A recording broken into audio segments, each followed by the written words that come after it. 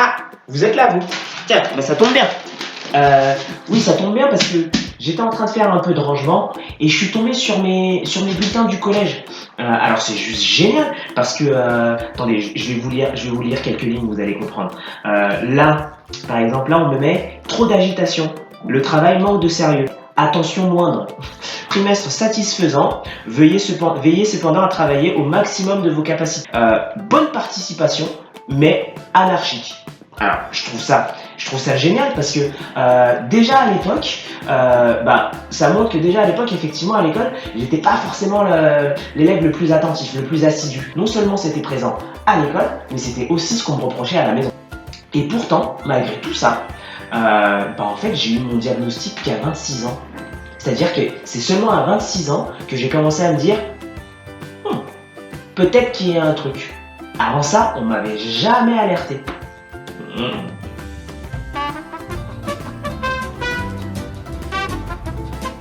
Alors, vous l'aurez compris, aujourd'hui, on va essayer d'aborder ensemble la question du diagnostic TDAH. Mais d'abord, on se met à l'aise. Avant de parler du diagnostic à proprement parler, on va d'abord essayer de bien resituer quelles sont les différentes formes du TDAH. Oui, parce qu'il y en a plusieurs, sinon c'est pas drôle.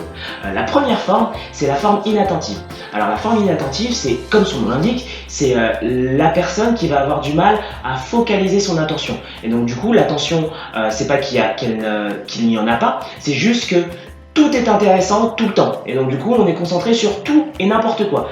Conséquence de tout ça, c'est que forcément, on a du mal à se focaliser sur un truc à la fois. Et donc du coup, ça va être la personne qui va oublier ses affaires, qui va perdre ses affaires, qui va être en train qui va oublier ce qu'on lui dit, à qui il va constamment falloir répéter les consignes, et c'est aussi la personne qui va avoir tendance à zoner, c'est-à-dire à flâner un petit peu, à être souvent rêveur dans ses pensées. Donc voilà, ça c'est la première forme. La deuxième forme, c'est la forme hyperactive impulsive. Alors la forme hyperactive impulsive, c'est en général celle qu'on remarque le plus facilement, puisque bien évidemment, ça va être celui qui bouge dans tous les sens, qui court partout, qui ne tient jamais en place, qui une fois assis sur la chaise va changer de position toutes les 30 secondes, va se mettre bien souvent, quand il est sur la chaise, va se mettre à se balancer, toutes ces choses-là. Et bien souvent, c'est la personne qu'on a envie d'attacher parce qu'on se dit mais c'est pas possible. Comment il fait pour avoir autant d'énergie? C'est pas possible, il ne s'arrête jamais. Donc ça, c'est la deuxième phase et c'est la deuxième forme. Et en général, effectivement, c'est celle qu'on remarque le plus. La troisième forme, c'est pour le coup celle qui est la plus répandue puisque elle combine la forme attentive et la forme inattentive, plutôt je devrais dire, et la forme hyperactive, impulsive. Et c'est un mix des deux. Et bien souvent, c'est celle qui est la plus souvent diagnostiquée, puisqu'on tout simplement, ce qui sous-tend les difficultés du TDAH, du trouble de l'attention avec ou sans hyperactivité. Ce qui sous-tend ces difficultés, c'est des difficultés sur le plan des fonctions exécutives. Et en général, c'est assez rare que les difficultés sur le plan des fonctions exécutives ne touchent qu'un seul domaine. Elle se fait en règle générale par le médecin, donc ça peut être un médecin neuropédiatre, ça peut être un médecin pédiatre, ça peut être un médecin pédopsychiatre, voilà, il faut que ce soit fait par un médecin. Pour poser ce diagnostic, le médecin il s'appuie sur les observations des professionnels paramédicaux. Alors en règle générale, alors c'est pas exhaustif bien évidemment, il y en a très certainement d'autres, mais en règle générale, il s'appuie sur les observations du psychologue. Notamment, tu parles notamment du psychologue, du neuropsychologue avec le bilan neuropsychologique, du bilan du psychomotricien, du bilan ergothérapeutique, du bilan orthophonique, en général aussi du bilan orthoptique qui va permettre, et c'est vraiment le regard croisé de toutes ces observations qui vont permettre de poser le diagnostic. Bien évidemment, il y a aussi la passation de questionnaires, notamment le questionnaire de Coders, qui va permettre en tout cas de repérer les différents signes du TDAH, que ce soit à l'école, à la maison ou dans un autre lieu de vie, et surtout leur récurrence. Donc savoir depuis combien de temps ils sont présents, etc. Et c'est tout ça qui va permettre au médecin de poser le diagnostic, parce que bien évidemment il n'existe pas de marqueur du TDAH, il n'y a pas de test il n'y a pas de test qu'on peut passer qui permettent de dire c'est sûr c'est le TDAH. Donc du coup l'idée c'est vraiment déjà de se donner le temps et de multiplier en tout cas des observations cliniques. Faut savoir aussi que la pose du diagnostic, elle n'est pas possible avant 7 ans, parce qu'avant 7 ans, on considère que l'enfant est encore en maturation et que donc du coup, les fonctions inhibitrices et les fonctions de contrôle ne sont pas encore assez développées pour qu'on puisse dire que c'est forcément le trouble de l'attention.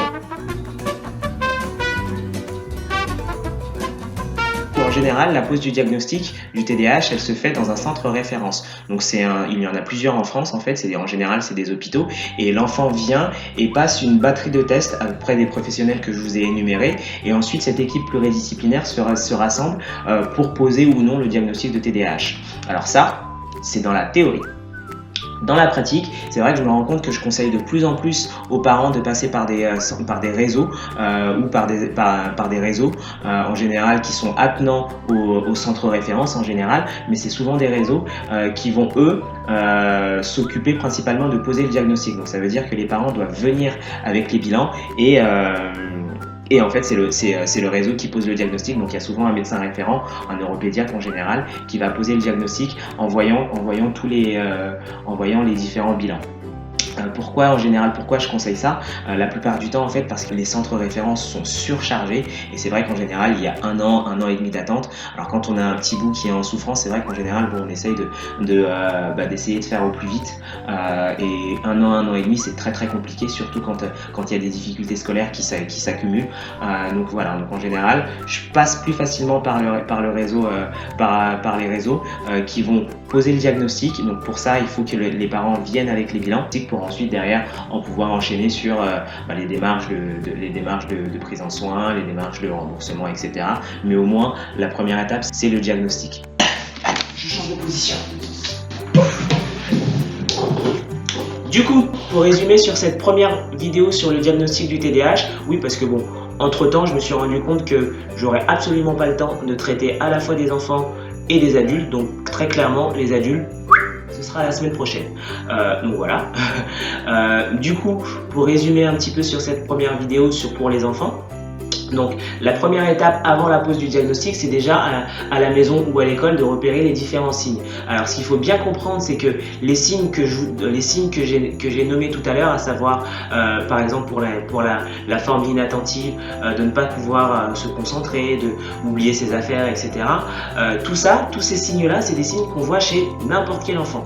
La différence avec la personne avec TDAH, c'est que c'est tout le temps. C'est-à-dire que c'est tout le temps qu'il oublie ses affaires, c'est tout le temps qu'il faut lui répéter les consignes, c'est tout le temps qu'il est dans la lune, c'est tout le temps qu'il bouge, c'est tout le temps. Et donc du coup forcément, ça a des réelles conséquences sur les apprentissages, sur les comportements, sur les relations sociales et sur les relations à la maison et sur la gestion du quotidien. Donc forcément, au bout d'un moment, ça commence à poser problème.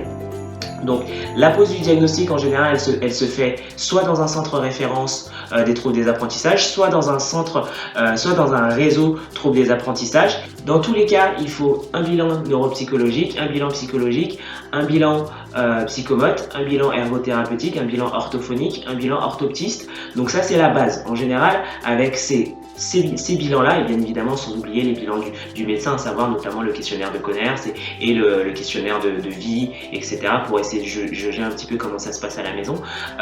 C'est avec tout ça que le médecin va pouvoir poser le diagnostic en gardant bien à l'esprit qu'il n'y a pas de marqueur, il n'y a pas de test biologique qui permettent de voir si on a un TDAH ou pas. Donc c'est bien une d'observation clinique avec des tests bien évidemment, mais qui vont permettre en tout cas de savoir si on est dans quelque chose dans l'ordre, si on est dans l'ordre de trouble ou non.